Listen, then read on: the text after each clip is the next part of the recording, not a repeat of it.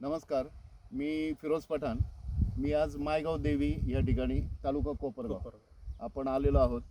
रियाज भाई यांचं हे क्षेत्र आहे आणि या ठिकाणी यांनी जे टोमॅटोची जी लागवड केलेली आहे, या लागवड केलेल्या टोमॅटोसाठी त्यांना पहिल्या दिवसापासून म्हणजे बेसल डोसपासून आपण जी जैविक टेक्नॉलॉजी दिली त्याचा वापर रियाज भाईंनी कसा केला आणि त्याच्यातून झालेला परिणाम आणि लागवड कधी केली ही सगळी माहिती रियाज भाई तुम्ही आम्हाला दिली तर. नमस्ते सर. सर्वप्रथम आपली जी लागवड आहे टोमॅटोची ती जवळपास 29 ऑक्टोबरच्या दरम्यान झालेली आहे. म्हणजे आज जवळपास 1 महिना 2 ते 3 दिवस वर झालेले आहे. बरोबर. तर त्यामध्ये आपण बेसल डोसला जे जैविक यूज केले ती 3 बॅग आपण जैविक यूज केले, दाणेदार यूज केले आपण.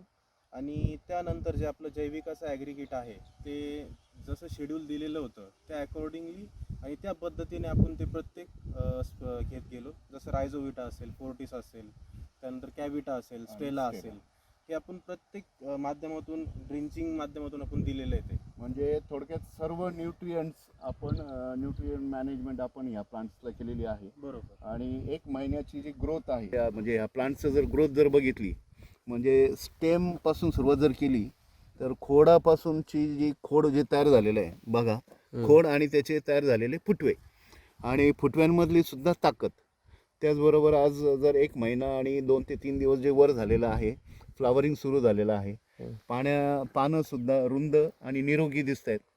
आणि ओव्हरऑल जर प्लॉट जरी बघितला तुम्ही सगळीकडे दाखवा तर इक्वल साईजला वाढलेला आहे, साईज सारखी आहे, पानांची निरोगी झाडं दिसत आहेत.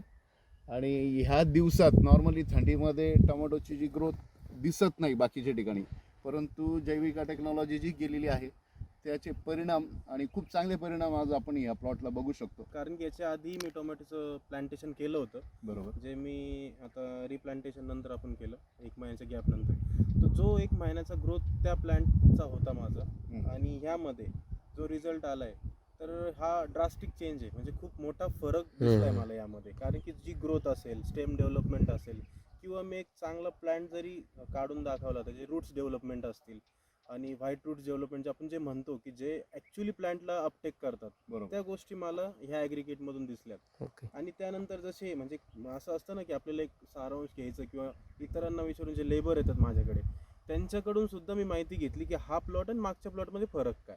तर ते म्हणे की हा 1 महिन्याचा प्लॉट आणि त्या 1.5 महिने ते 2 महिन्याच्या प्लॉटमध्ये हा डिफरन्स आहे. म्हणजे मी सांगू शकतो की मी 1 महिना पुढे चाललोय ग्रोथ.